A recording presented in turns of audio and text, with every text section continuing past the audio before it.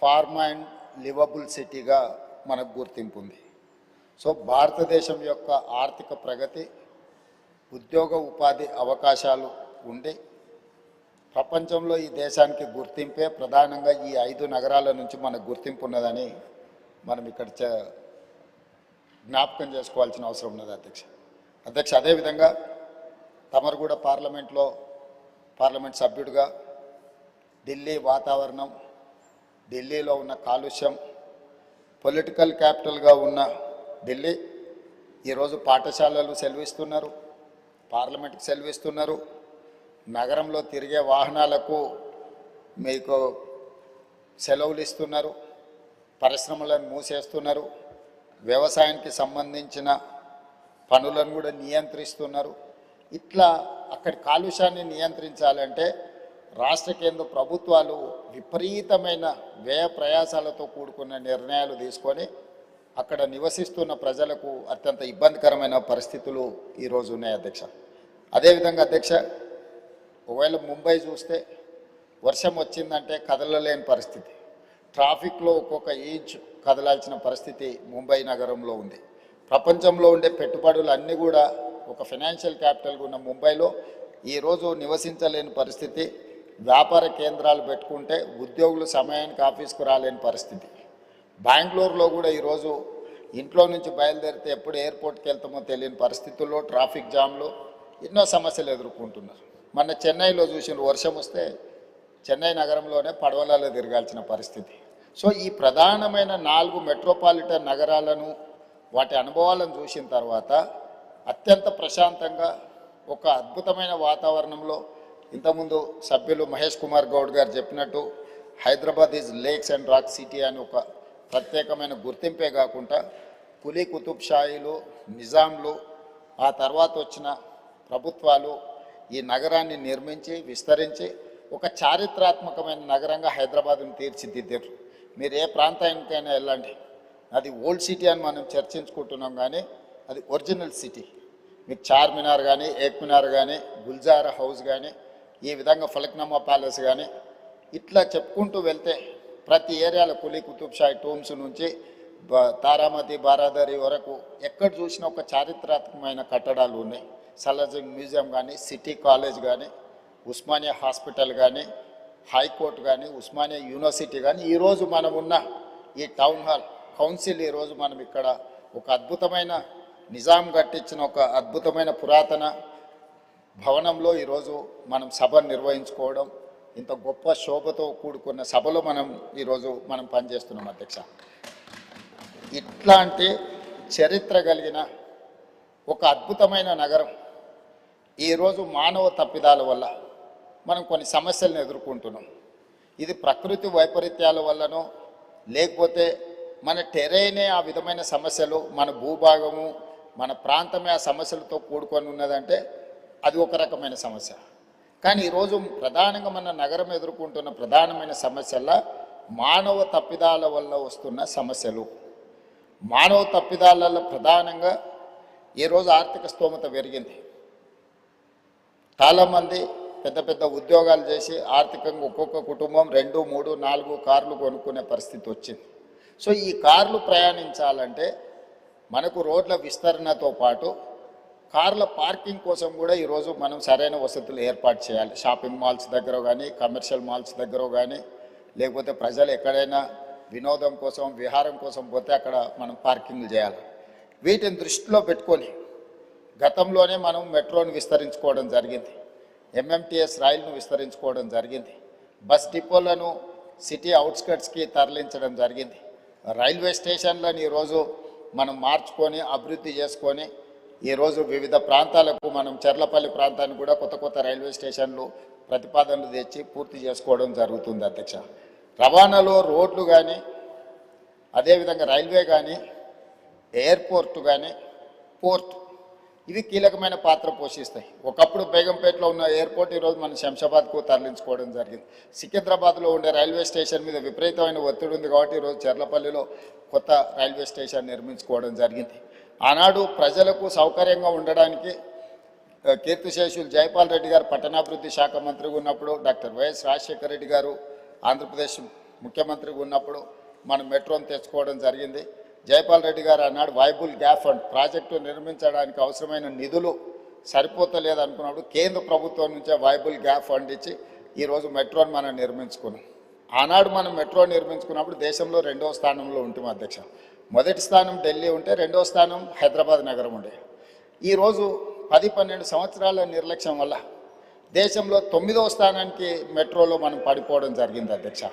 అందుకే ఈరోజు వీటన్నిటిని దృష్టిలో పెట్టుకొని మనం ఒక కార్యాచరణను తీసుకున్నాం, తెలంగాణ రైజింగ్ 2047. ఇందులో 3 జోన్లుగా మనం విభజించుకోవడం జరిగింది. Cure, pure, rare. క్యూర్ అంటే outer ring road inside 2073 square కిలోమీటర్లు, 1,34,00,000 జనాభా ఉన్నారు అధ్యక్ష. ఈ ప్రాంతం ఈరోజు కాలుష్యంతో కూడుకున్న పరిశ్రమలు ఉన్నాయి, రెడ్ కేటగిరీ ఇండస్ట్రీస్ ఉన్నాయి, ఆరెంజ్ కేటగిరీ ఇండస్ట్రీస్ ఉన్నాయి, సర్వీస్ సెక్టర్స్ ఉన్నాయి, చిన్న చిన్న వ్యాపారాలు ఉన్నాయి, అదేవిధంగా కూరగాయల కేంద్రాలు ఉన్నాయి, మార్కెట్స్ ఉన్నాయి, బేగం బజార్ లాంటి ప్రాంతాలు ఉన్నాయి, కొత్తపేట ఫ్రూట్ మార్కెట్. ఇట్లా విపరీతమైన రద్దీ ఉండి ట్రాఫిక్ను నియంత్రించలేనంత పరిస్థితి ఈరోజు మనకు ఎదుర్కొంటున్నాం అధ్యక్ష. అందుకే ఈరోజు ప్రభుత్వం ఈ ప్రాంతాలను 3 జోన్లుగా విభజించిన తెలంగాణ రాష్ట్రాన్ని సంపూర్ణంగా outer ring road inside 2073 square కిలోమీటర్లను కోర్ అర్బన్ రీజన్ ఎకానమీగా, అంటే ఇది ఒక నివాసయోగ్యమైన ప్రాంతమే కాదు, ఆర్థికంగా రాష్ట్రానికి ఆదాయం తెచ్చిపెట్టే ప్రాంతంగా గుర్తించి ఈ ప్రాంతాన్ని ప్రక్షాళన చెయ్యాలని, ఈ ప్రాంతంలో ఉన్న పరిశ్రమలను తరలించడం ద్వారా ఆ పరిశ్రమలో ఉన్న ప్రాంతము ఈరోజు మనకు మల్టీ యూజ్ జోన్కి మార్చుకుంటే నిర్మాణాలకు అవకాశం ఉండి మధ్యతరగతి దిగువ తరగతి వాళ్ళు ఇల్లు కొనుక్కోవాలంటే వాళ్ళ కళ నెరవేరుతుంది, వాళ్ళు ఉన్న ప్రాంతంలోనే వాటిని నిర్మించుకోవడానికి అవకాశం ఉందని చెప్పి ఈరోజు బాలానగర్ కానీ, జీడిమెట్ల కానీ, నాచారం కానీ ఇతర ప్రాంతాలలో ఉన్న పరిశ్రమలు దాదాపుగా 9,000 ఎకరాల భూమి, రోడ్లు, లేఅవుట్లు, పార్కులు పోతే 4,500 దాకా దాదాపుగా శ్రీధర్ బాబు గారు వివరాలు చెప్తారు. ఈ భూమి అంతా కూడా ఇక్కడ కాలుష్యం వెదజల్లుతున్న పరిశ్రమలు ఉన్నాయి. ఈ కాలుష్యం వెదజల్లుతున్న పరిశ్రమలను ఔటర్ రింగ్ రోడ్ అవుట్ సైడ్కి తరలిస్తే ఈ భూమి అందుబాటులోకి వస్తే అపార్ట్మెంట్స్ నిర్మాణం కానీ, హౌసింగ్ కాలనీస్ కానీ వస్తే చాలామంది మధ్యతరగతి దిగువ తరగతి వాళ్ళు ఇల్లు కొనుక్కోవడానికి అవకాశం ఉంటుంది, నివాసయోగ్యమైన ప్రాంతంగా ఉంటుంది.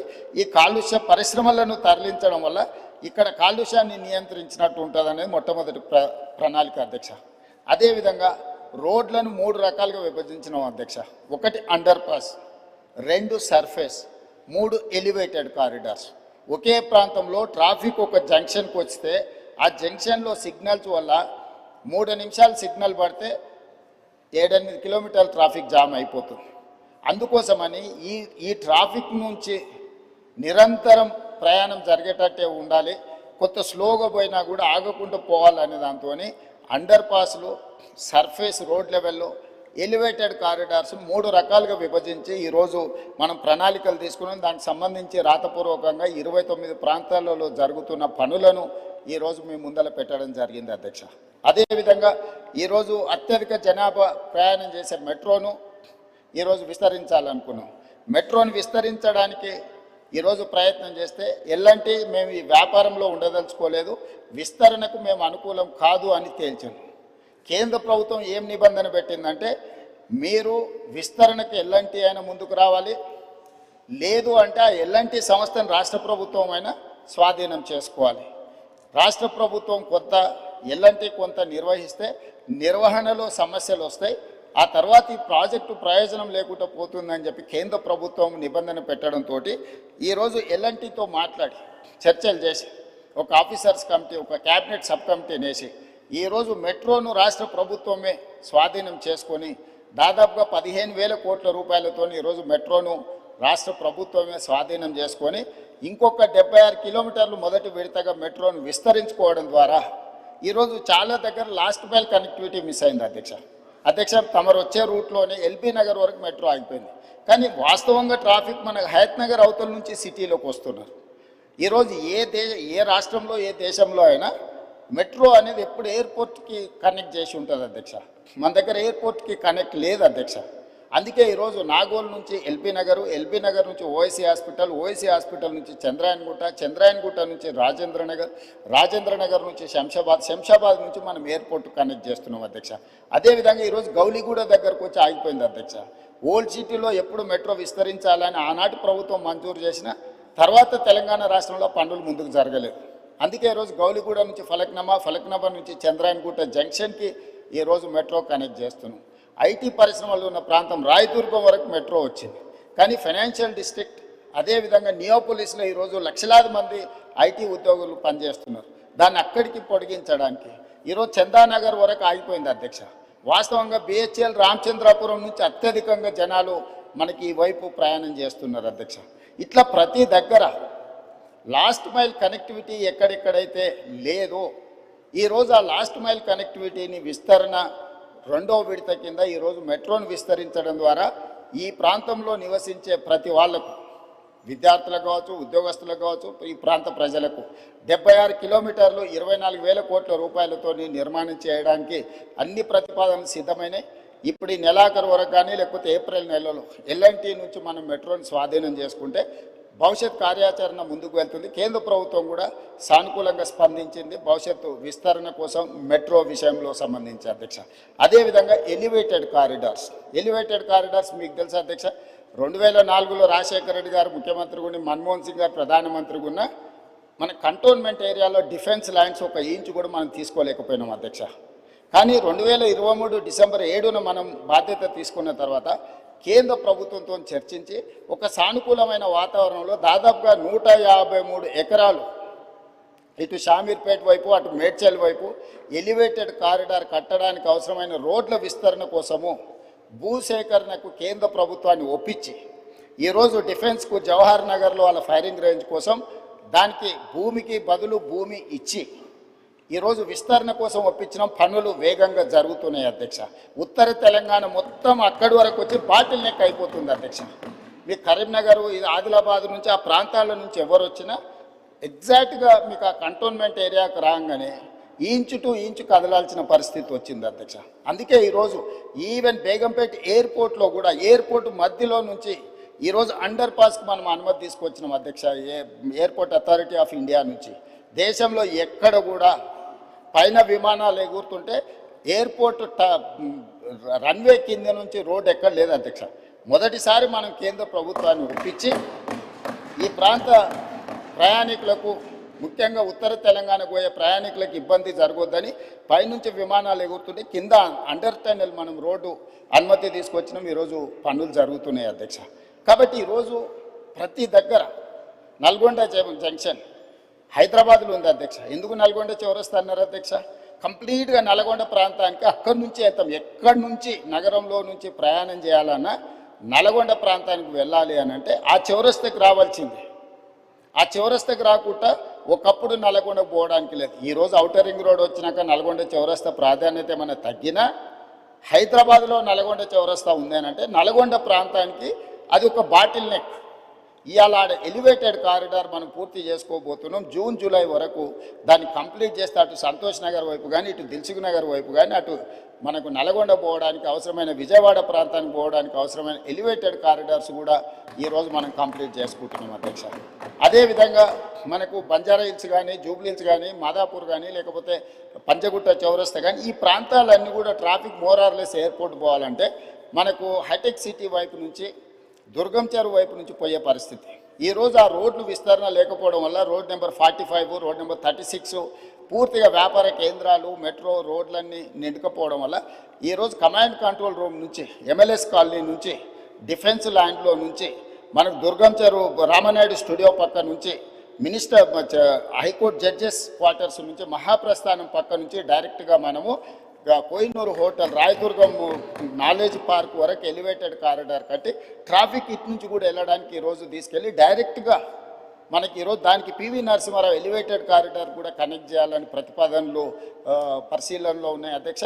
ఈరోజు వీటన్నిటిని కంప్లీట్ చేస్తే మా ప్రయత్నం వల్ల ఒకటే, ఈ నగరంలో ప్రయాణికుడు మొదలైతే సిగ్నల్స్ దగ్గర ఆగే వ్యవస్థను తగ్గించాలి. ఫ్రీ లెఫ్ట్ మనం ఎంత వేగంగా వచ్చినా జంక్షన్కి రాగానే లెఫ్ట్కి పోవాల్సిన వాళ్ళు అక్కడ ఆగాల్సి వస్తుంది. దాని ప్రధానమైన కారణం ఫ్రీ లెఫ్ట్ దగ్గర మనం బాటిల్ నెక్స్ని మనం క్లియర్ చేయకపోవడం, కరెంట్ పోల్స్ పాతడం, లేకపోతే ఆటో వాళ్ళు అక్కడ అడ్డంగా నిలబెట్టడం. ఈరోజు ట్రాఫిక్ పోలీసులకు కానీ ఆపరేషన్ రోప్ అని పెట్టినాం, ఫుట్పాత్లు ఆక్రమించుకున్న అన్నీ తొలగిస్తున్నాం. ప్రజాప్రతినిధులు అందరూ కూడా సహకరించాలి. ఇది ప్రజల కోసం. చాలామంది ఫుట్పాత్ల మీద ఆక్రమించుకోవడం వల్ల ప్రయాణికులు కింద నడవడంతో యాక్సిడెంట్లలో చచ్చిపోతున్నారు. అది ప్రయాణికుడు తప్పు కాదు. ఫుట్పాత్లు ఆక్రమించుకోవడం వల్ల ఫుట్పాత్ల మీద నడవడానికి ఎవరికి అవకాశం లేకపోవడం వల్ల వాళ్ళు రోడ్డు మీద నడుస్తున్నారు. రోడ్డు మీద నడిస్తే వేగంగా వస్తున్న వాహనాలు గుద్దడంతో ఈరోజు ప్రాణాలు పోతున్నాయి. అందుకే కొంత కఠినం అనిపించినా, కొంతమందికి చిరు వ్యాపారులకు కొంత కష్టం అనిపించినా, ఈరోజు ఫుట్పాత్ ఆక్రమణలు తొలగించడం ద్వారా ప్రాణాలను కాపాడాలనుకుంటున్నాం, ప్రయాణాన్ని సులువు చేయాలనుకుంటున్నాం, ప్రయాణికులకు ఇబ్బంది కలగవద్దు అని ప్రయత్నం చేస్తున్నాం. ఒక పక్కన ట్రాఫిక్ సమస్యను ప్రజాప్రతినిధులు ప్రస్తావిస్తారు, రెండవ పక్కన ఈ ఎంక్రోచ్మెంట్లను తొలగించినప్పుడు మళ్ళీ మీరు తొలగించడానికి వీలు లేదని రెండు రకాల వాదనలు మనం వినిపిస్తున్నాం. ఇది సమస్యకు పరిష్కారం కాదు అధ్యక్ష. ఇప్పుడు ఫుట్పాత్ల మీద చిరు వ్యాపారులు ఉంటే వాళ్ళకు ఒక ప్లేస్ కేటాయిద్దాం. ఎక్కడైతే వాళ్ళు వ్యాపారాలు పెట్టుకోవడానికి అవకాశం ఉందో, చిన్న చిన్న వ్యాపారాలు పెట్టుకోవడానికి ఎక్కడైనా ప్రభుత్వ భూములు ఉంటే వీళ్ళని తీసుకెళ్ళి అక్కడ పెడదాం. ప్రజలకు కూడా, కొనుగోలుదారులకు కూడా సౌకర్యంగా ఉంటుంది అధ్యక్ష. అక్కడికి వెళ్ళి కొనుక్కోవడం, వాళ్ళ బండి పార్క్ చేసుకోవడం. అదేవిధంగా ఈరోజు కేబీఆర్ పార్క్ దగ్గర మీరు చూసారు, అదేవిధంగా ఓల్డ్ సిటీలో చూసారు, మల్టీ లెవెల్ కార్ పార్కింగ్ తీసుకొచ్చినాం అధ్యక్ష. భూమి మీద పెడితే కార్లు సరిపోతలేదని ఈరోజు కేబీఆర్ పార్క్లో వాకింగ్కి వచ్చే వాళ్ళకు మీరు పంజగుట్ట నుంచి టువర్డ్స్ జూబ్లీహిల్స్ పోతుంటే left hand side KBR park దగ్గర మల్టీ లెవెల్లో 20 లెవెల్స్లో కార్లు పార్క్ చేసుకోవడానికి ఆటోమేటెడ్ ఎక్విప్మెంట్తో ఈరోజు పార్కింగ్ చేసినాం. అది అక్కడ చాలామందికి సులువైపోయింది. ఈ మధ్యలోనే మనం నాంపల్లి ప్రాంతంలో multi level car parking inaugurate చేసుకున్నాం. సో ఇదన్నీ కూడా రిఫార్మ్స్లో భాగంగా, ఒకటి వాహనాలు ప్రయాణించడానికి అవసరమైన ఏర్పాట్లు చేయడం, రెండు నిలుపుకోవాలనుకున్న వాహనదారులకు రోడ్డు మీద లేకపోతే ఇతర ప్రాంతాలలో పార్కింగ్ లేకపోవడం వల్ల మల్టీ లెవెల్ కార్ పార్కింగ్ ఏర్పాటు చేయడం. అదేవిధంగా ఒక కారులో ఒక్కొక్కరు ప్రయాణించే కంటే మల్టీ ట్రాన్స్పోర్టేషన్ అంటే మెట్రో కానీ ఇతర బస్సులు కానీ ఇవి కానీ ఫ్రీగా ప్రయాణించడానికి అవసరమైన ప్రయాణాలు కూడా ఈరోజు మనం ఏర్పాటు చేయాలని అనుకుంటున్నాం. దీంట్లో భాగంగా సిటీని కంప్లీట్గా కోర్ అర్బన్ రీజన్ ఎకానమీ ఏదైతుందో, ఔటర్ రింగ్ రోడ్ ఇన్సైడ్ 2073 కిలోమీటర్లు ఏదైతుందో దీన్ని సర్వీస్ సెక్టర్గా మారుస్తున్నాం స్పీకర్ సార్. ఎందుకు అని అంటే ఈ ప్రాంతంలో పరిశ్రమలు ఉంటే ఈ పరిశ్రమలు వెదజల్లే కాలుష్యం వల్ల ఇది ఢిల్లీ లాగా మళ్ళొక్క కాలుష్య నగరంగా మారబోతుంది. అందుకే హిల్ట్ పాలసీ తీసుకొచ్చినాం. ఎవరికైతే భూమి ఉందో, ఎవరైతే పరిశ్రమల కోసం 50 ఏళ్ళు 60 ఏళ్ళ కింద కొనుగోలు చేసిండ్రో, మీ పరిశ్రమలో ఔటర్ రింగ్ రోడ్ అవుట్ సైడ్కి మీరు తరలించుకోండి, ప్రభుత్వ భూమి ఇస్తుంది. ఈ భూములను మీరు మల్టీ జోన్ కింద కన్వర్షన్ ఇస్తాం, దానికి ప్రభుత్వం కొంత ఛార్జ్ చేస్తుందని మేము ఒక జీవో తీసుకొచ్చిన, హిల్ట్ పాలసీ తెచ్చినాం. దాని మీద కూడా ఆరోపణలు చేసి గందరగోళం చేసి ఈ రకంగా చేయడం వల్ల మనం ఏదైతే ఈ ట్రాఫిక్ను మనం ఒక సరైన దారిలో పెట్టాలనుకుంటున్నాం దానికి అడ్డంకిగా మారుతుంది అధ్యక్ష. ఇవేవి భూములు దారదత్తం కాదు. వాళ్ళు 30, 40, 50 ఏళ్ళ కింద పరిశ్రమల కోసం కొనుక్కున్న భూములను వినియోగ మార్పిడి చేస్తున్నాం. ఇండస్ట్రియల్ జోన్లు ఉన్నాయి అధ్యక్ష, ఇప్పుడు వాటిని మల్టీ జోన్ కన్వర్షన్ చేస్తున్నాం. మేము యాజమాన్యపు హక్కులు ఎవరికి అందిస్తలేము. అవి కూడా నోటిఫైడ్ చేసిన పరిశ్రమలను కూడా ఆ జీవోలో నోటిఫై చేసిండ్రు మా మంత్రి గారు. కాబట్టి దీన్ని కూడా ఈ నగరంలో ఉండే ముఖ్యంగా ప్రజాప్రతినిధులు అర్థం చేసుకొని సహకరించాల్సిన అవసరం ఉన్నది. అదేవిధంగా outer ring road out side ఇప్పుడు రీజనల్ రింగ్ రోడ్ రాబోతుంది అధ్యక్ష. కేంద్ర ప్రభుత్వం నార్థన్ పార్ట్కి ఆల్మోస్ట్ ఆమోదం తెలిపింది. Highway number, national highway number కూడా ఉంది, ఇచ్చింది 161 AA. సో 160 కిలోమీటర్స్కి ఇప్పుడు ఈరోజు నేషనల్ హైవే అథారిటీ కింద ring road regional ring road కట్టడానికి ఇచ్చి ఇప్పుడు సదరన్ పార్ట్ కూడా అడుగుతున్నాం. అది 360 కిలోమీటర్లు రాబోతుంది అధ్యక్ష. ఈ 360 కిలోమీటర్లు ఎప్పుడైతే రీజనల్ రింగ్ రోడ్ వస్తుందో, outer ring road 160 kilometres, regional ring road 360 kilometres. ఈ రీజనల్ రింగ్ రోడ్కి ఔటర్ రింగ్ రోడ్ నుంచి రీజనల్ రింగ్ రోడ్కి రేడియల్ రోడ్స్ వేస్తున్నాం అధ్యక్ష. మొట్టమొదటి కొంగర కలాన్ ఎగ్జిట్ నుంచి ఆమన్గల్ వరకు దాదాపుగా 50 కిలోమీటర్లు ఈరోజు 100 మీటర్లతోని మనము ఈరోజు రేడియల్ రోడ్ 1 వేసుకుంటున్నాం అధ్యక్ష. రెండవది హిమాయత్ సాగర్ నుంచి హిమాయత్ సాగర్ జంక్షన్లో మనం హైదరాబాద్ హబ్ కింద క్రియేట్ చేసి ఒకటి లెఫ్ట్కు చందన్వల్లి సీతారాంపూర్ ఇండస్ట్రియల్ పార్క్, అక్కడి నుంచే కొడంగల్ వరకు రేడియల్ రోడ్ ఒకటి వేసుకుంటున్నాం. అక్కడి నుంచి మూసీ మీదకి అంటే హిమాయత్ సాగర్లో మూసీ మీదకి ఎలివేటెడ్ కారిడార్ స్టార్ట్ అయితే రామోజీ ఫిలిం సిటీ దగ్గర ఉన్న గౌరెల్లి వరకు ఈరోజు మనం ఎలివేటెడ్ కారిడార్ వేసుకుంటున్నాం అధ్యక్ష. సిటీ మధ్యలో నుంచి ఈ రవాణా సౌకర్యం ఏర్పాటు చేస్తే ఈరోజు మీకు హిమాయత్ సాగర్ నుంచి గౌరెల్లికి పోవాలంటే రామోజీ ఫిలిం సిటీ వైపు నుంచి వెళ్తే 69 కిలోమీటర్లు అవుతుంది. పటాన్ చెరువు నుంచి పోవాలని అంటే దాదాపుగా మీకు 80 కిలోమీటర్లు అవుతుంది అధ్యక్ష, 90 కిలోమీటర్లు అవుతుంది. సో ఈ మధ్యలో నుంచి వెళ్తే 35 కిలోమీటర్లనే మనము నార్సింగ్ నుంచి మనం డైరెక్ట్గా గండిపేట నుంచి గౌరెల్లి వరకు 40 కిలోమీటర్లు ప్రయాణం చేస్తే ఎలివేటెడ్ కారిడార్లో మనం చేరుకుంటాం అధ్యక్ష. సిటీలో ఉన్న వాళ్ళు కూడా ఎక్కడికి వెళ్ళాలన్నా సుదూరం ప్రయాణం చేయాల్సి వస్తుంది. అందుకే ప్రతి దగ్గర ఇప్పుడు చార్మినార్ గౌలిగూడ బ్రిడ్జ్ దగ్గర ఒక ట్రంపెట్ వస్తుంది, చాదర్గట్టు బ్రిడ్జ్ దగ్గర ఇంకొక ట్రంపెట్ వస్తుంది, నాగోల్ దగ్గర ఇంకొక ట్రంపెట్ వస్తుంది, అంబర్పేట్ జంక్షన్లో మీకు ఒక ట్రంపెట్ వస్తుంది. అంటే సిటీలో ఉన్న వాళ్ళు డైరెక్ట్గా ఎలివేటెడ్ కారిడార్ ఎక్కేసి సిటీ బయటకు వెళ్ళడానికి అవసరమైన ప్రయాణం చేయడానికి ఈరోజు సిటీ మధ్యలో నుంచి ఒక బ్రహ్మాండమైన elevated corridor all along with Musi. మన భూసేకరణ కూడా ఎక్కువ ఉండదు. ఎలివేటెడ్ కారిడార్ మూసీతో పాటు చేసుకుంటే మూసీ సుందరీకరణతో పాటు మూసీ బఫర్ జోన్లో మనము యాక్టివిటీ జోన్ కింద మార్చుకొని ఈ ఎలివేటెడ్ కారిడార్ నిర్మించుకుంటే హైదరాబాద్ ఒక అద్భుతమైన నగరంగా మారుతుంది అధ్యక్ష. ఈరోజు మూసీలో ఫ్రెష్ వాటర్ని ఫ్లో చేయడానికి గోదావరి జలాలను 20 టీఎంసీలు హైదరాబాద్ నగరానికి తరలిస్తున్నాం. 17.5 టీఎంసీలు తాగునీటి కోసం, 2.5 టీఎంసీలు హిమాయత్ సాగర్ ఉస్మాన్ సాగర్లో పోసి మూసి మొత్తం ఆ నీళ్ళను ప్రవహిస్తే కింద నల్గొండలో వ్యవసాయానికి ఉపయోగపడే విధంగా ఒక ఫ్రెష్ వాటర్ని ఫ్లో చేస్తాను. మూసీలో ఉన్న కాలుష్యం ఈరోజు నగరంలో ఉండే అన్ని డ్రైనేజ్ వ్యవస్థలన్నీ అక్కడికి వస్తున్నాయి అధ్యక్ష. నగరంలో 783 స్క్వేర్ కిలోమీటర్లు టెరేన్ ఇట్లు ఉండడం వల్ల ఇక్కడ ఉండే డ్రైనేజ్ వ్యవస్థ కానీ, వర్షాలు కానీ, కాలుష్యం నీరు కానీ, పరిశ్రమల నీళ్లు కానీ మూసీలకే వచ్చి చేరుతున్నాయి అధ్యక్ష. ఈరోజు ఈ డ్రైనేజ్ వ్యవస్థను మొత్తం అరెస్ట్ చేసి సివరేజ్ ట్రీట్మెంట్ ప్లాంట్లు పెట్టి ఆ వాటర్ని ట్రీట్ చేసి ఆ వాటర్ని కూడా హైదరాబాద్ నగరంలో కన్స్ట్రక్షన్ పరిశ్రమలకు వాడాలని, ఇండ్లు కట్టుకోవడానికి, నిర్మాణానికి వాడడానికి, పరిశ్రమల నీళ్లు వాడడానికి, డేటా సెంటర్స్కు నీళ్లు చాలా అవసరం అధ్యక్ష. ఈ గ్రే వాటర్ని డేటా సెంటర్స్కి ఇవ్వడానికి ఈరోజు ఒక బ్రహ్మాండమైన ప్రణాళికతో మనం ముందుకు వస్తున్నాం అధ్యక్ష. ఈ నగరాన్ని మొత్తం ఈరోజు కోర్ అర్బన్ రీజియన్లో పెరి అర్బన్ రీజియన్, ఈ పెరి అర్బన్ రీజియన్లో కూడా పరిశ్రమలు పెట్టడానికి అవసరమైన మ్యానుఫ్యాక్చరింగ్ జోన్ క్రియేట్ చేసినాం. అది 10,000 స్క్వేర్ కిలోమీటర్ల అధ్యక్ష. Outer ring road out side, regional ring road inside 10,000 square కిలోమీటర్ల ప్రాంతంలో పరిశ్రమలు పెట్టడానికి అవసరమైన ప్రణాళికలన్నీ సిద్ధం చేసి రేడియల్ రోడ్స్ వేసి భారత్ ఫ్యూచర్ సిటీ అని ఒక 30,000 ఎకరాలలో ఒక కొత్త నగరాన్ని నిర్మించాలని ఈరోజు ఒక బ్రహ్మాండమైన ప్రణాళికతోనే ఒక కార్యాచరణతో మనం ముందుకు వస్తున్నాం అధ్యక్ష. సో ఈ ప్రణాళికలన్నీ కూడా ఈరోజు మన సభ్యులు ఏదైతే ప్రశ్నలు అడిగినరో ట్రాఫిక్ రిలేటెడ్ ఎలివేటెడ్ కారిడార్స్ ఏమైనా అంటుండ్రో ఈ నగరానికే పరిమితం చేయకుండా 2,000 స్క్వేర్ కిలోమీటర్ల పైన ఉన్న కోర్ అర్బన్ రీజను దానిపైన 10,000 స్క్వేర్ కిలోమీటర్లకు విస్తరించి రీజనల్ రింగ్ రోడ్డు లోపల ఒక బ్రహ్మాండమైన అద్భుతమైన నగరంతో పాటు నిర్మాణానికి అవసరమైన పరిశ్రమలు పెట్టడానికి అవసరమైన కార్యాచరణని ట్రంక్ ఇన్ఫ్రాస్ట్రక్చర్ని ఈరోజు డెవలప్ చేయాలనుకున్నాం. Regional ring road outside నుంచి దాదాపు 1,00,000 స్క్వేర్ కిలోమీటర్లు ఉంటుంది అధ్యక్ష తెలంగాణ. ఆ తెలంగాణ మొత్తం వ్యవసాయ ఆధారిత పరిశ్రమలు వ్యవసాయాన్ని చేయాలని ఒక కాంప్రహెన్సివ్ ప్యూర్ రేర్, ప్యూర్లో వచ్చేసి సర్వీస్ సెక్టర్, ప్యూర్లో వచ్చేసి మ్యానుఫ్యాక్చరింగ్ సెక్టర్, రేర్లో వచ్చేసి అగ్రికల్చర్ సెక్టర్, అంటే ఒక కాంప్రహెన్సివ్ ప్రణాళిక. ఈ కార్యాచరణ మొత్తం అమలు చేయడానికి ఇప్పుడు మన పాలసీని అడాప్ట్ చేసుకున్నాం అధ్యక్ష.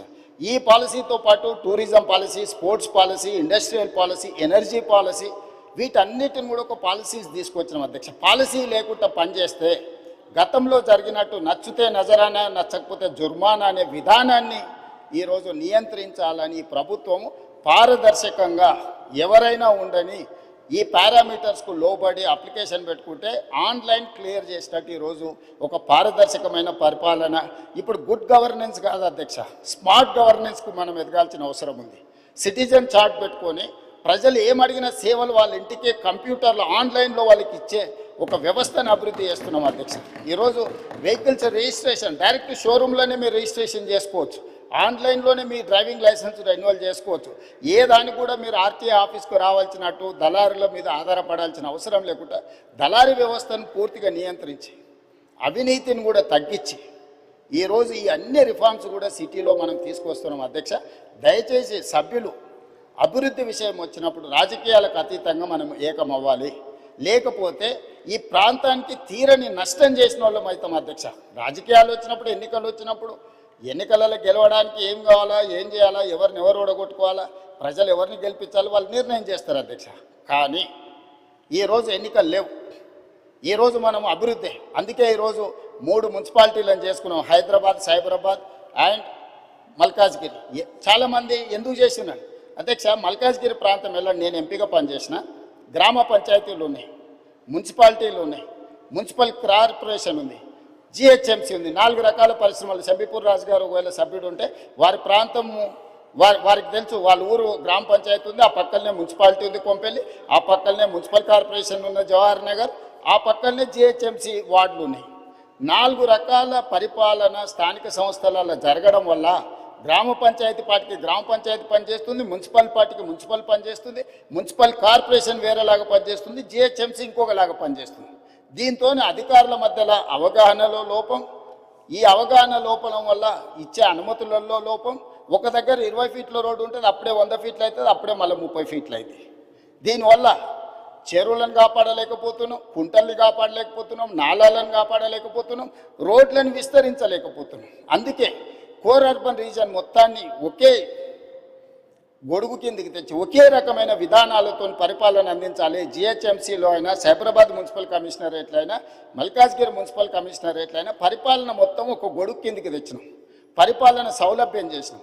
ఒకసారి మున్సిపల్ కమిషనర్ ఏరియా ఒకలాగుంది, పోలీస్ కమిషనరేట్ ఇంకొకలాగుంది. అందుకే కోటర్మినస్ చేసినాం అధ్యక్ష. ఈరోజు Cyberabad commissioner, Cyberabad municipal commissioner, police commissioner కూర్చుంటే ఎగ్జాక్ట్గా బౌండరీతో సహా మున్సిపాలిటీలో జోనల్ కమిషనర్స్ను వాళ్ళని డీసీపీ వ్యవస్థలుగా చేసినాం. ఒక డీసీపీ ఒక జోనల్ కమిషనర్ కూర్చున్నాడంటే ఎగ్జాక్ట్గా ఒక ఇంచు కూడా ఒక ఇల్లు కూడా తేడా లేకుండా ఏ నిర్ణయం తీసుకుని అమలు చేసేటట్టు, ట్రాఫిక్ కావచ్చు, నిర్మాణం కావచ్చు, లేకపోతే కాలుష్య నియంత్రణ కావచ్చు. సో ఈ రకంగా చేసుకున్నాం. మిగతా రంగారెడ్డి ప్రాంతాన్ని మనం ఫ్యూచర్ సిటీ కమిషనరేట్ కింద పోలీస్ కమిషనరేట్ చేసినాం అధ్యక్ష. భువనగిరిని మనం ఎస్పీగా జిల్లాగా చేసుకున్నాం, సంగారెడ్డిని ఎస్పీగా జిల్లా చేసుకున్నాం, ఆ పక్కన ఉండే వికారాబాదును ఎస్పీ జిల్లా కింద చేసుకున్నాం. 4 పోలీస్ కమిషనరేట్లు, 3 జిల్లాలు, 70% తెలంగాణ ఆదాయం ఇక్కడి నుంచే వస్తుంది అధ్యక్ష.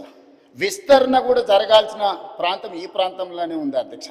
అందుకే ఒక బృహత్తరమైన ప్రణాళికను తీసుకొని వచ్చి ఈరోజు ఒక ప్రణాళికబద్ధంగా అభివృద్ధి చేయాలనుకుంటున్నాం అధ్యక్ష. అడాక్ బేసిస్ మీద చేస్తలేం. భవిష్యత్ ప్రణాళికల్ని దృష్టిలో పెట్టుకొని 2034 వరకు ఏం చేయాలి, 2047 వరకు ఏం చేయాలి, దాని ప్రకారం కార్యాచరణ ఎట్లా ఉండాలి, ఒక రోడ్ మ్యాప్ తయారు చేసుకున్నాము. దయచేసి సభ్యులందరికీ కూడా మీ ద్వారా, తమ ద్వారా నేను విజ్ఞప్తి చేస్తున్నా, ఈ విషయానికి వచ్చినప్పుడు రాజకీయాలకు అతీతంగా వ్యవహరిద్దాము. ఈరోజు అహ్మదాబాదులో సబర్మతి రివర్ ఫ్రంట్ చేసిరు, అద్భుతం అంటారు. 60,000 ఫ్యామిలీలను రీలొకేట్ చేసింది అధ్యక్ష. 10,000 ఫ్యామిలీలకు ఈరోజు కూడా నష్టపరిహారం ఇవ్వలేదని సుప్రీంకోర్టు వరకు కేసు కొట్లాడుతారు. నిన్నగాక మొన్న ఢిల్లీలో యమునా నది ప్రక్షాళన పేరు మీద యమునా నదిని విస్తరించుకుంటాం, అద్భుతంగా చేసుకుంటాం అని ఢిల్లీ ప్రభుత్వం అంటుంది అధ్యక్ష. ఉత్తరప్రదేశ్లో గంగా నది ప్రక్షాళన చేసినాం, వారణాసిని ప్రక్షాళన చేసినామని కొన్ని రాజకీయ పార్టీలు, ప్రజాప్రతినిధులు అంటున్నారు. మేము ఎప్పుడు వాటిని వ్యతిరేకించలే. గుజరాత్లో సబర్మతి రివర్ ఫ్రంట్కి mayor from Congress, chief minister from BJP Narendra Modi, Congress mayor, Gujarat ముఖ్యమంత్రి నరేంద్ర మోడీ గారు ఇద్దరు కూర్చొని సబర్మతి రివర్ ఫ్రంట్ను పనులు చేయడానికి పునాది రాయేసి కలిసి పనిచేసింది అధ్యక్ష. సిద్ధాంతపరంగా కాంగ్రెస్కు బీజేపీకి పొంతన లేదు. కానీ అహ్మదాబాద్ మేయర్ కాంగ్రెస్ ఉండి ముఖ్యమంత్రి నరేంద్ర మోడీ గారు ఉన్నప్పుడు వాళ్ళిద్దరు కలిసి ఆ పని మొదలుపెట్టి ఈరోజు బాగుంది. నిన్నగాక మొన్న మా శ్రీహరి గారు మంత్రి గారు వెళ్ళి చూసి వచ్చిండ్రు. చామల కిరణ్ రెడ్డి ఎంపీ గారు నల్గొండ నుంచి, బీర్ల ఐలయ్య గారు, వీళ్ళందరూ పోయి చూసి వచ్చారు. అంతకంటే ముందు సిటీలో ఉండే మేయర్తో పాటు కార్పొరేటర్స్ని అందరినీ నేను అక్కడికి పంపించిన, కొంతమంది మిత్రులను విదేశాలకు పంపించిన, ఎమ్మెల్యేలను, మీకు సౌత్ కొరియా పోయి చూసిరా పోండి అండి. సో ఈరోజు నేను అనేది ఏంది అధ్యక్ష అంటే, హైదరాబాద్లో మూసీ నది ప్రక్షాళన చేస్తామంటే ఎందుకు ఇది రాజకీయ రంగు పులుముకుంటుంది? ఎంఆర్డీసీఎల్ నేను మొదలు పెట్టలే అధ్యక్ష. నిన్నగాక మొన్న సిరిసిల్ల ఎమ్మెల్యే గారు చెప్పారు, మూసీ రివర్ డెవలప్మెంట్ కార్పొరేషన్ లిమిటెడ్ని మేమే ప్రారంభించినామన్నారు. అవును, మీరే ప్రారంభించారు. ప్రణాళికలు మీరే చేసిర్రు, మీరు అర్థాంతరంగా వదిలేసిండ్రు. మేము ఇప్పుడు దాన్ని కొనసాగిస్తామంటున్నాం. మీరు మొదలుపెట్టినప్పుడు 10,000 కుటుంబాలను మేము బుల్డోజ్ చేసి కొట్టేస్తామని మీరు మాట్లాడింది సభలో ఉంది. ఆనాటి మాజీ ముఖ్యమంత్రి గారు ఈ రోజు ఉన్న 2016లో వాళ్ళే బఫర్, మూసీ నది పక్కన 50 మీటర్ల బఫర్ జోన్ కూడా వాళ్ళే నిర్ణయించారు. ఆ రోజు మేము నిర్ణయించలే. ఈ రోజు మేము అమలు చేస్తామంటే మీకున్న అభ్యంతరం ఏంది? ప్రభుత్వం అధికారికంగా కార్యక్రమాన్ని ఏర్పాటు చేసింది. అయ్యా, దీన్ని ముందు కొనసాగించడానికి ఏం చేయాలో మీరు సలహాలు సూచనలు ఇవ్వండి, ప్రభుత్వం ఆమోదిస్తుందని. సలహాలు సూచనలు ఇవ్వడానికి రాలేదు. ఆన్లైన్లో పెట్టినాము. ఆన్లైన్లో పెట్టినప్పుడు దాన్ని చూసి ఏం సలహాలు ఇస్తారో ఇవ్వండి. ఆపాలనే ఆలోచన తప్ప మీరు ఏ సూచన అయినా చేయండి. ఈరోజు మూసీ నది ప్రక్షాళన అత్యవసరము. నల్గొండ జిల్లా ప్రజల్ని ఒకసారి గుర్తు చేసుకుంటే ఎవ్వరు కూడా దీన్ని ఆపే ప్రయత్నం చేయరు. ఈరోజు రంగారెడ్డి జిల్లా హైదరాబాదులో ఉండే కాలుష్యము, పరిశ్రమలు, శవాల కలేబరాలు, మనుషుల శవాలతో సహా కొట్టుకుపోయి నల్గొండకు ప్రాణాంతకంగా తయారైంది అధ్యక్ష. నేను నవంబర్ 8, 2025 నాడు 2024 నాడు అక్కడికి వెళ్ళి 2024 నవంబర్ 8 రోజు నేను పోయి పాదయాత్ర చేస్తే ఆ ప్రాంతంలో మహిళలు వచ్చి చాలా ఆవేదన భరితమైన అంశాలు నా దృష్టికి తీసుకొచ్చారు. కొత్తగా పెళ్ళి అయితే పిల్లలు ఎవరు ఆ ప్రాంతంలో ఉండడం లేదు. అక్కడ పండించిన పంటలు తిన్నా, అక్కడ బోర్లలో నీళ్లు తాగినా పుట్టబోయే పిల్లల మీద విపరీతమైన ప్రభావం చూపిస్తుందని చెప్పి మహిళలు వచ్చి చెప్పినప్పుడు నేను ఆలోచన చేసిన అధ్యక్ష, వీళ్ళకు విముక్తి కలిగించాలి కదా, మనకు అవకాశం వచ్చినప్పుడు ఒక మంచి పని చేయాలి కదా, ఆ మంచి పని చేయడానికి మనం ప్రయత్నం చేయాలి కదా అని ప్రణాళికలు రచించినాం అధ్యక్ష. ఆ ప్రణాళికలలో మీరు అందరు చదువుకున్నోలే కదా, ఆడ డాక్టర్లు ఉన్నారు, మేధావులు ఉన్నారు, చాలా సంవత్సరాలు ప్రజల కోసం పనిచేసిన అని చెప్పుకునే వాళ్ళు ఉన్నారు. మీరు చదవండి, డాక్యుమెంట్లో మీరు సజెషన్ ఇవ్వండి. ఆపాలనేది కాకుండా ముందుకు వెళ్ళడానికి అవసరమైన మీ సలహాలు ఇవ్వండి. మీరు సలహాలు ఇస్తే మాకు అభ్యంతరం లేదు. ఆ సలహాలను మా ప్రభుత్వం స్వీకరిస్తుంది. అంతే తప్ప మేము చెయ్యలేము, మేము ఆపేస్తామనే విధానము ఎవరికి మంచిది కాదు. దయచేసి చైర్మన్ సార్, మీ ద్వారా ప్రధాన ప్రతిపక్షానికి నా సూచన ఒక్కటే, మీరు ఏం సలహాలు ఇస్తారో ఇవ్వండి. నిరభ్యంతరంగా మేము వాటిని స్వీకరిస్తాం. ప్రజలకు ఉపయోగపడేది ఉంటే 100% వాటిని అమలు చేస్తాం. మీరు ప్రాజెక్టును ఆపాలన్న ఆలోచన నుంచి బయటకు వచ్చి రాజకీయ ప్రయోజనము, రాజకీయ కక్షని పక్కన పెట్టేసి మీరు ముందుకొచ్చి ఏమైనా సూచన చేయండి. ఈ ప్రభుత్వం ఓపెన్ మైండ్తో ఉంది. ఒకవేళ నన్ను కలవడానికి మీకు అభ్యంతరం ఉంటే మా శ్రీధర్ బాబు గారు రంగారెడ్డి జిల్లా ఇన్ఛార్జ్ మినిస్టర్, పొన్నం ప్రభాకర్ గారు హైదరాబాద్ ఇన్ఛార్జ్ మినిస్టర్, ఆ మంత్రులతోనూ కమిటీ చేస్తా. డిప్యూటీ సీఎం గారు, శ్రీధర్ బాబు గారు, పొన్నం ప్రభాకర్ గారితో ఒక క్యాబినెట్ సబ్ కమిటీ చేస్తా. మీకు ఏమైనా సూచనలు ఉంటే క్యాబినెట్ సబ్ కమిటీకి సబ్మిట్ చేయండి. డెఫినెట్గా we will examine, we will take a final decision. ఈ కన్సెన్సస్ బిల్డ్ చేసి చేయాలనుకుంటున్నాం అధ్యక్ష. ఉన్న పలంగా మేమేదో కూలగొట్టేస్తాం, మేమేదో కట్టేస్తామని ఇట్లాంటి ప్రచారాలు మానండి. నిన్నగాక మన ఒక అపార్ట్మెంట్కి సంబంధించిన బాధితులు ఆపండి ఆపండి అంటారు. మేము అడగనే లేదు, మీకు ఈ ప్రాబ్లం ఉందని చెప్తున్నాం. మీకు సమస్య ఉంది, ఈ సమస్యను ఎట్లా కావాలనో చేయండి అని అంటే మీరు దాన్ని ప్రచారం కోసం వాడుకోకండి. ఈరోజు ఆడ గాంధీ సరోవర్ కట్టడానికి 98 ఎకరాలు డిఫెన్స్ ల్యాండ్ కేంద్ర ప్రభుత్వం ఇస్తుంది అధ్యక్ష. టూరిజం దగ్గర రాష్ట్ర ప్రభుత్వం దగ్గర ఇంకొక 100 ఎకరాల ల్యాండ్ దాదాపు ఉంది. ఆ అపార్ట్మెంట్స్ ల్యాండ్ తీసుకోకపోయినా ప్రభుత్వానికి ఆ ప్రాజెక్టుకి ఎలాంటి ఇబ్బంది లేదు. ఆ ప్రాజెక్టులో అపార్ట్మెంట్స్లో ఉన్న మిత్రులకు నేను చెప్పేది ఒకటే, 2005-06లో మీరు పర్మిషన్ తెచ్చుకున్నప్పుడు అది చిన్న నాలా కింద చూపించి 9 మీటర్ల బఫర్ జోన్ చూపించి మీరు అనుమతులు తెచ్చుకున్నారు. 2012లో 2016లో బఫర్ జోన్ 50 మీటర్లకు, అది మూసీ నది పరివాహక ప్రాంతం కాబట్టి 50 మీటర్ల బఫర్ జోన్ డిఫైన్ అయిపోయింది. 50 మీటర్ల ప్రకారం మార్క్ చేస్తే సగం అపార్ట్మెంట్స్ ఈరోజు బఫర్ జోన్లో ఉన్నాయి. రేపు భవిష్యత్తులో అది కొనుక్కోవడానికి, అమ్ముకోవడానికి పనికిరాదు. రేపు భవిష్యత్తులో ఏమీ చేసుకోలేరు, మీకు నష్టం జరుగుతుందని మాత్రమే చెప్తున్నాము. వాళ్ళకి ఇష్టమైతే ఆ ల్యాండ్ ప్రభుత్వ అభివృద్ధిలో భాగస్వామ్యం ఇప్పుడు చేస్తే వాళ్ళకు నష్టపరిహారం ఇచ్చి ప్రత్యామ్నాయం చూపించడానికి మాకు అభ్యంతరం లేదు అధ్యక్ష. ఎవరిని నిరాశ్రయులను చేస్తలేము అధ్యక్ష. అధ్యక్ష నా సూచన ఒక్కటే అధ్యక్ష, నా సూచన ఒక్కటే,